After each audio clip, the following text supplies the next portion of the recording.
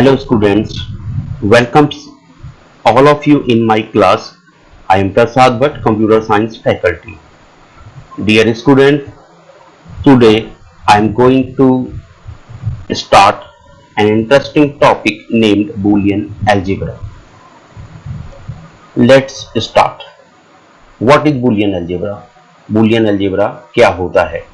Boolean algebra is used to analyze and simplify the digital circuits. It uses only the Boolean variables 0 and 1.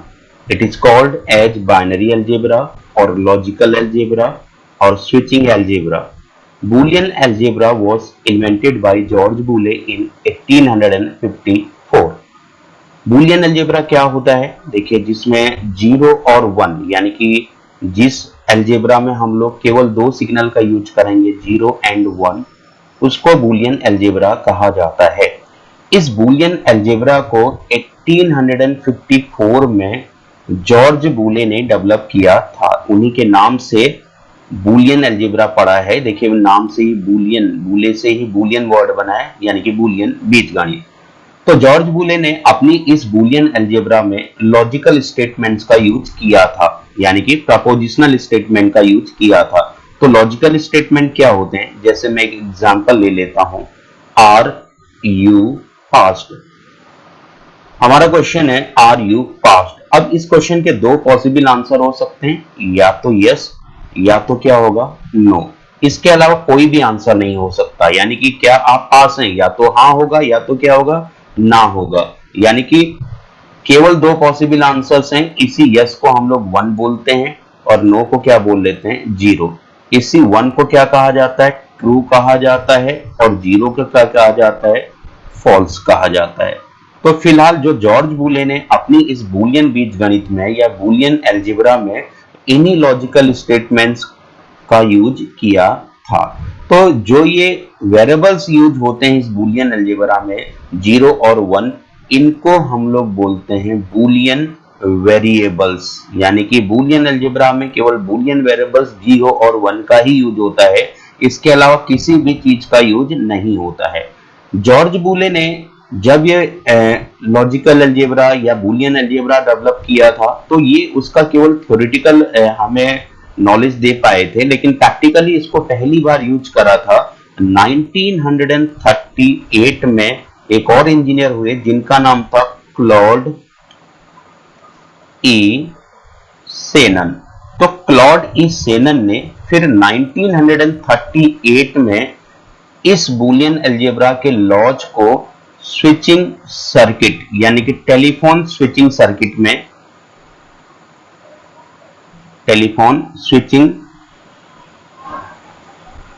में use किया था 1938 में। तो पहली बार उन्होंने जैसे इसका यूज करा और सक्सेसफुली यूज हुआ, तो जो मॉडर्न कंप्यूटर इंजीनियर थे उनको एक नई डायरेक्शन मिल गई कि भाई जॉर्ज बूले के इसी बूलियन अलजेब्रा को अगर हम कंप्यूटर साइंस में भी यूज करें तो शायद हमें पॉजिटिव जो मैसेजेस हैं वो प्रोवाइड हो सकते हैं। तो फिर धीरे धीरे ये बूलियन अलजेब्रा का यूज कंप्यूटर साइंस में होने लगा। आज आप देख रहे हैं पूरी जो भी हमारी लैंग्वेजेस हैं वो सारी 0-1 पे ही बेस्ड हैं। हमारा कंप्यूटर जो होता है वो इसी 0-1 पे बेस होकर काम करता है। तो फिलहाल इस बूलियन बीजगणित को बनाया था जॉर्ज बूले ने। नेक्स्ट आते हैं इलेक्ट्रॉनिक सिग्नल्स क्या होते हैं। तो इलेक्ट्रॉनिक सिग्नल्स क्या होते हैं, देखिए, a message encoded by changing the voltage of an electric current is called an electronic signal। यानी कि किसी भी इलेक्ट्रिक करंट के वोल्टेज को बदलने के बाद जो एक मैसेज हमें जनरेट किया जाता है हमारे द्वारा, उसी को इलेक्ट्रॉनिक सिग्नल कहते हैं। इलेक्ट्रॉनिक सिग्नल में भी एनालॉग और डिजिटल, यानी कि कोई भी इलेक्ट्रॉनिक सिग्नल दो तरीके के हो सकते हैं, एनालॉग और डिजिटल। या तो इलेक्ट्रॉनिक सिग्नल हमारा एनालॉग होगा या तो इलेक्ट्रॉनिक सिग्नल क्या होता है, डिजिटल होता है। अब हम बात करते हैं पहले एनालॉग सिग्नल क्या होते हैं। अब continuous time varying signal is called analogue signal, यानी कि जो समय के हिसाब से बदलता रहता है, चेंज होता रहता है, उस सिग्नल को हम लोग एनालॉग सिग्नल कहते हैं। It represents a time varying quantity. जैसे एनालॉग सिग्नल किस पे डिपेंड होते हैं, फिजिकल क्वांटिटीज पे डिपेंड होते हैं। यानी कि एनालॉग सिग्नल जो होते हैं वो होते हैं आपके फिजिकल क्वांटिटी या फिजिकल यूनिट्स पे डिपेंड होते हैं। अब फिजिकल यूनिट्स क्या होते हैं, देखिए वे यूनिट्स जिनको हम लोग मेजर कर सकते हैं, अगर मैं साधारण वर्डिंग में बोलूं, जिसको मापा जा सकता है, यानी कि मेजर कर सकते हैं हम लोग। तो माप किसको सकते हैं, नापा किसको जा सकता है भाई, जैसे मान लीजिए आप टेम्परेचर को नाप लेते हैं, आप लेंथ को नाप लेते हैं, ब्रेथ को नाप लेते हैं, ह्यूमिडिटी को नाप लेते हैं, तो इन्हीं क्वांटिटीज को हम लोग फिजिकल क्वांटिटीज कहते हैं। तो एनालॉग सिग्नल हमारी फिजिकल क्वांटिटीज पे डिपेंड होता है। अभी ये हमने देखे नीचे वोल्टेज इनपुट के अकॉर्डिंग एक ग्राफ बनाया है, तो इसमें आप देख रहे होंगे जो एनालॉग सिग्नल है ये कंटिन्यूअसली मूव हो रहे हैं, देखिए लगातार चल रहे हैं, कहीं भी रुक नहीं रहे हैं, और इनकी वैल्यू क्या होती है, अनसर्टेन होती है। कई बार क्या हो रहा है, ये वैल्यू सपोज अगर मैं इसके ऊपर प्लस वैल्यू समझ लूं और यहाँ नीचे क्या है बॉटम पे माइनस वैल्यूज हैं, तो देखो कभी पॉजिटिव हो रहा है वैल्यू, कभी क्या हो रहा है निगेटिव हो रहा है, यानी कि वैल्यूज जो होती है एनालॉग सिग्नल की अनसर्टेन होती है और टाइम के अकॉर्डिंग चेंज होती रहती है। जबकि दूसरी तरफ जो डिजिटल सिग्नल होते हैं वो किस पे डिपेंड होते हैं, डिस्क्रीट क्वांटिटीज यानी कि डिस्क्रीट वेरिएबल 0 1 पे डिपेंड होते हैं। जबकि एनालॉग सिग्नल किस पे डिपेंड होते थे, फिजिकल यूनिट्स या फिजिकल क्वांटिटीज पे डिपेंड होते हैं।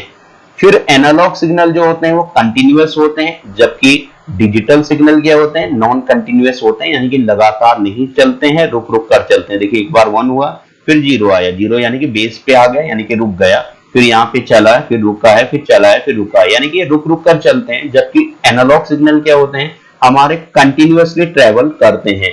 उसके अलावा जो एनालॉग सिग्नल होते हैं टाइम के अकॉर्डिंग क्या होते हैं, चेंज होते रहते हैं। जबकि डिजिटल सिग्नल की वैल्यूज क्या होती है, फिक्स है, या तो 1 है या तो क्या है 0 है, इसके अलावा कोई भी और वैल्यू इसकी नहीं हो सकती है। इसके अलावा क्या है कि जो एनालॉग सिग्नल होते हैं देखिए हमारे कंटिन्यूअसली चल रहे हैं, जबकि डिजिटल सिग्नल क्या हो रहे हैं, रुक रुक कर चलते हैं। नेक्स्ट हम बात कर रहे हैं propositional logic. What are propositional logic? तो propositional logic also known as sentential logic और स्टेटमेंट लॉजिक और logical statement. It represent logic through propositions and logical connectives. यानी कि प्रपोजिशनल लॉजिक क्या होते हैं, दो statement which have only two possible answers yes और no are called logical statements और propositional logic. Example, are you passed, क्या आप पास हैं? This statement provides us only two answers, yes or no. That's why it is called propositional logic or logical statement. Are you going? It's also provide us two possible answers, yes or no. It is also known as propositional logic. तो propositional logic क्या हो रहा है, देखिए कोई भी एक ऐसा सेंटेंस जिसके केवल दो पॉसिबल आंसर हैं यस और नो, उसे प्रपोजिशनल लॉजिक कहा जाता है। तो ये क्वेश्चन हमें क्या आंसर दे रहा है, केवल दो आंसर दे रहा है यस और नो, इसलिए इसको क्या कहा जाता है, प्रपोजिशनल लॉजिक कहा जाता है। तो ऐसे कोई भी सेंटेंस जो हमें केवल यस और नो के फॉर्म पे आंसर देंगे वो प्रपोजिशनल लॉजिक कहे जाते हैं। नेक्स्ट आता है सिंपल प्रपोजिशन। ये क्या है, देखिए when we symbolize any atomic elementary sentence in boolean variable form it's called simple proposition। जैसे मान लीजिए एक प्रपोजिशन है Mahesh is reading, second simple preposition क्या हो गया, रवि इज प्लेइंग। तो हम क्या काम कर रहे हैं, इस सेंटेंस को महेश इज रीडिंग को हम एक वेरिएबल्स को फॉर्म में रिप्रेजेंट कर रहे हैं। जैसे हमने महेश इज रीडिंग को किसको दे दिया, पी को, रवि इज प्लेइंग को किसको दे दिया, क्यू को। यानी कि अब महेश इज रीडिंग पूरा पूरा जो सेंटेंस है इसको रिप्रेजेंट कौन कर रहा है, हमारा पी कर रहा है। रवि इज प्लेइंग को कौन रिप्रेजेंट कर रहा है, हमारा क्यू कर रहा है। तो यानी कि जब हम किसी भी सेंटेंस को बूलियन वेरिएबल्स के फॉर्म में रिप्रेजेंट कर देते हैं तो उसे क्या कहते हैं हम लोग, सिंपल प्रपोजिशन कहते हैं।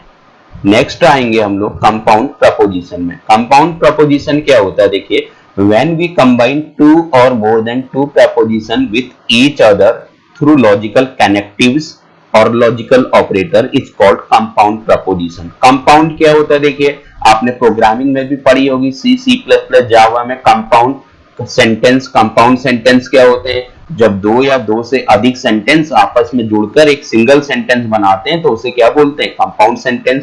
आपने इंग्लिश में पढ़ा होगा कंपाउंड सेंटेंस, यानी कि जब दो या दो से ज्यादा सेंटेंस आपस में जुड़ेंगे तो कंपाउंड सेंटेंस। आपने केमिस्ट्री में पढ़ा होगा कंपाउंड, ठीक है। तो इस तरीके से कंपाउंड का मतलब क्या है, जब दो या दो से अधिक चीजों को मिलाकर एक सिंगल चीज बनाई जाए कोई भी, ठीक है, उसे हम लोग कंपाउंड प्रपोजिशन कहते हैं। जैसे हमारे पास में यहाँ पे दो प्रपोजिशन सिंपल हैं। फर्स्ट प्रपोजिशन क्या है, महेश इज रीडिंग, इसको हमने पी को रिप्रेजेंट करा दिया, रवि इज प्लेइंग, ये एक वेरिएबल क्यू को हमने दे दिया। अब इसको हम लोग को कंपाउंड बनाना है। तो सपोज मेरे पास में दो सेंटेंस हो गए। फर्स्ट क्या हो गया, महेश इज रीडिंग, सेकंड क्या होगा, रवि इज प्लेइंग। अब मुझे इसको कंपाउंड बनाना है तो मैं क्या करूंगा, फर्स्ट वाला इसको किसने रिप्रेजेंट किया, हमारा पी ने। इस सेंटेंस को किसने रिप्रेजेंट करा है, क्यू ने। अब मुझे अगर इसको कंपाउंड बनाना है तो मैं किसी कनेक्टिव मतलब है जोड़ने वाला ऑपरेटर या लॉजिकल ऑपरेटर का यूज कर लूंगा। जैसे मैंने लिखा पी, कनेक्टिव मैंने कौन सा यूज करा, यहाँ पे एंड कनेक्टिव यूज कर लिया है, एंड ऑपरेटर मैंने यूज करा, यहाँ क्यू आ गया। यानी कि ये मेरा क्या बन गया, कंपाउंड प्रपोजिशन बन गया। यानी कि इसका मतलब क्या होगा, P एंड Q। अब इसको अगर मैं सेंटेंस के अकॉर्डिंग रीड करूंगा तो क्या बोलूंगा, महेश इज रीडिंग। क्यों, क्योंकि P की वैल्यू क्या है, Mahesh is reading and Ravi is playing. यानी कि ये सिंपल वे पे ऐसे लिखा जाएगा, Mahesh is reading and Ravi is playing. तो ये हमने इस तरीके से लिख लिया। तो यहाँ पे जो एंड है वो क्या है, कनेक्टिव है। और फर्स्ट पी को कौन रिप्रेजेंट कर रहा है, महेश इज रीडिंग, और क्यू को कौन रिप्रेजेंट कर रहा है, रवि इज प्लेइंग। तो उम्मीद है आपको ये समझ में आया होगा। और नेक्स्ट वीडियोज में हम लोग जानेंगे लॉजिक गेट क्या होता है, बूलियन लॉज क्या क्या होते हैं, या हम लोग ट्रूथ टेबल के थ्रू कैसे किसी इक्वेशंस को वेरीफाई कर पाएंगे। तो इन्हीं तमाम चीजों को हम लोग आने वाली वीडियोज के अंदर देखते रहेंगे। Thank you.